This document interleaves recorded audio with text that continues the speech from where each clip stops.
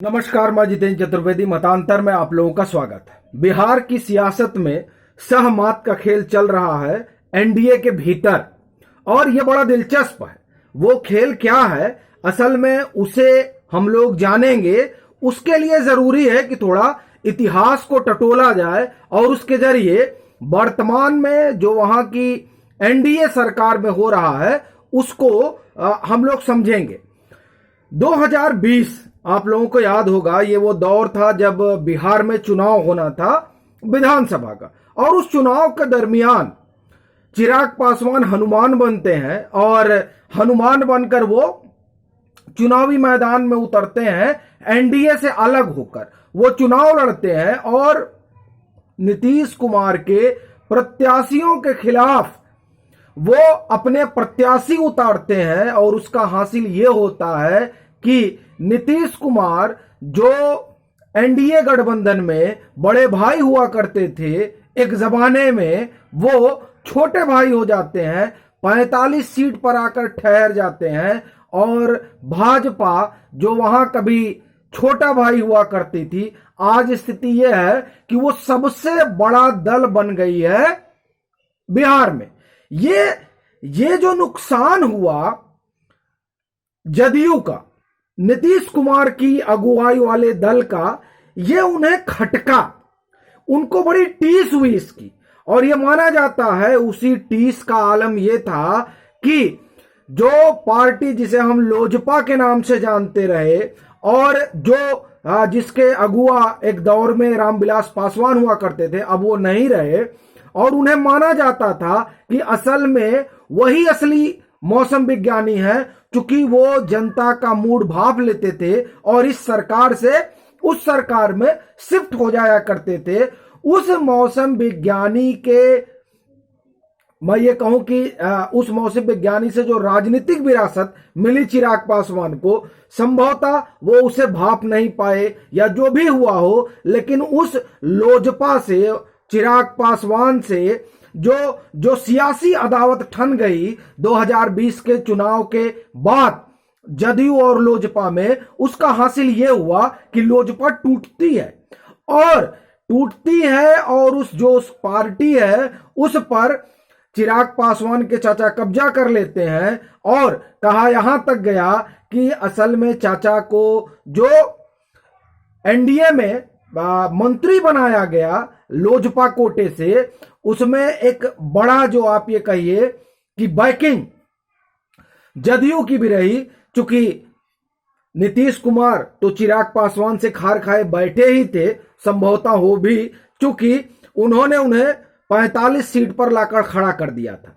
ये जो कवायद शुरू हुई थी, और इसमें जाहिर तौर पर कोई भी सियासी दल है तो यही मानता है कि असल में चिराग पासवान ने ऐसा इसलिए किया क्योंकि भाजपा ऐसा चाहती थी, भाजपा अपना विस्तार चाहती थी बिहार में, और जब उसे लगा कि नहीं, चिराग पासवान ऐसा करने में सक्षम है, तो उसने चिराग पासवान को रोका भी नहीं। ये मुमकिन है इस तरह की बात आई हो जदयू के दिमाग में, जो भी रहा हो। लेकिन जब ये सरकार बनी और 2022 में उत्तर प्रदेश का चुनाव आसन्न होता है, तब अचानक पूरे परिदृश्य पर मुकेश साहनी, वीआईपी पार्टी उत्तर प्रदेश के परिदृश्य में उभर कर आ जाती है और वो कहती है साहब हम तो चुनाव लड़ेंगे।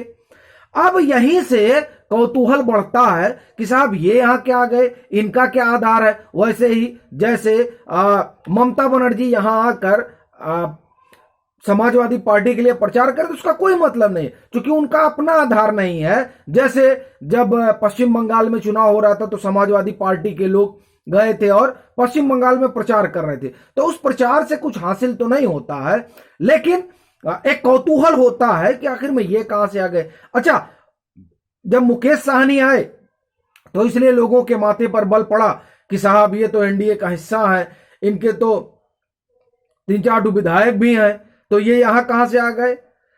तो अब देखिए वो चीजें अब खुलकर सामने आने लगी कि असल में ऐसा मालूम पड़ता है कि टिट फॉर टैट वाली स्थिति हुई। टिट फॉर टैट वाली स्थिति इस तरीके से कि चलिए, हम जब चुनाव लड़ रहे थे तो आपने जो है चिराग पासवान को उतार दिया था, अब ये देखिए हम किसको उतारते हैं। तो ये माना जाता है कि ये मुकेश साहनी जो यहाँ है तो उसमें नीतीश कुमार या यूं कहे कि जदयू की बड़ी बैकिंग रही। आए वो यहां सीटों पर चुनाव लड़े, जाहिर तौर पर जब यहां चुनाव लड़ाया गया तो इरादा वही रहा होगा कि भाजपा यहां औंधे मुंह गिरेगी, और माहौल भी वही था कि भाजपा तो गई। लेकिन मामला पड़ गया उल्टा।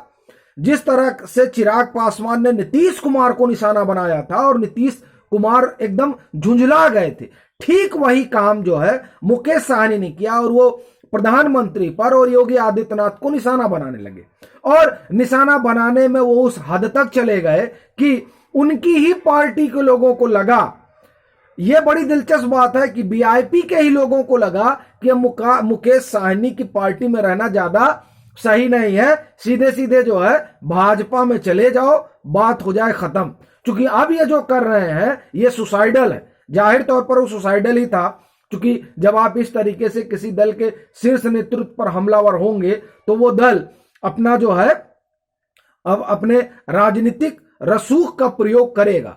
तो उसने कितना प्रयोग किया ये अलग मसला है, लेकिन इनकी पार्टी के लोग जो है वो टूटकर भाजपा में समाहित हो गए। और इधर जो एक तरह से कहिए कि जो सियासी चाल चली गई थी वो चाल भी जो है विफल होती नजर आई। चूंकि मुकेश साहनी उत्तर प्रदेश में भाजपा पर कुछ ज्यादा प्रभाव डाल नहीं पाए, उसके बरक्स वो जिस सनाफ मल्लाह की बात करते हैं तो यहाँ संजय निषाद है सनाफ मल्लाह। तो उनके आने के कारण भी और उनके भाजपा के जुड़े होने की वजह से भी चीजें संभवतः इस तरीके से नहीं हो पाए। और फिर सबसे बड़ी बात यही रही कि यहां पर उनसे बड़े चेहरे और उनसे बड़े नेता रहे तो वो कुछ खास असर नहीं डाल पाए, जैसा कि जदयू ने सोचा रहा होगा। क्योंकि ये माना जाता है कि दरअसल उन्होंने इनको यहां उतारा होगा। तो ये चीजें यहां हुई नहीं, और वहां उनका यहां मतलब उत्तर प्रदेश में हुई नहीं, और वहां उनकी पार्टी टूट गई। अब एक पत्र आता है जदयू की तरफ से, यहाँ पे कहीं मुख्यमंत्री की तरफ से पत्र आता है जिसकी चर्चा तमाम होती है कि उसमें लिखा गया कि भाजपा के लोग चाहते हैं कि मुकेश साहनी को हटाया जाए मंत्रिमंडल से, तो हटा दिया गया। और उसके पहले अगर आपको ध्यान हो तो जब इनकी पार्टी के लोग, मुकेश साहनी के वीआईपी के लोग जब शामिल हो जाते हैं भाजपा में तो भाजपा से एक आवाज उठती है कि अब तो इनको मंत्री पद से बर्खास्त कर दिया जाना चाहिए। तो मुकेश साहनी ये कहते हैं कि नहीं, ये तो माफ करिए, मुख्यमंत्री का विशेषाधिकार है, मुख्यमंत्री तय करेंगे क्या करना है क्या नहीं करना है। मुख्यमंत्री खामोश रहते हैं। अचानक एक तरीके की खबर होती है जिस खबर में कहा जाता है कि मुख्यमंत्री ने राज्यपाल से इनको बर्खास्त करने के लिए कहा, और उसमें इस बात का उल्लेख किया है कि भाजपा के लोग ऐसा चाहते हैं। असल में ये जो हुआ कि भाजपा के लोग ऐसा चाहते हैं, ये फिर सियासी जो है आप ये कहिए कि चाल है।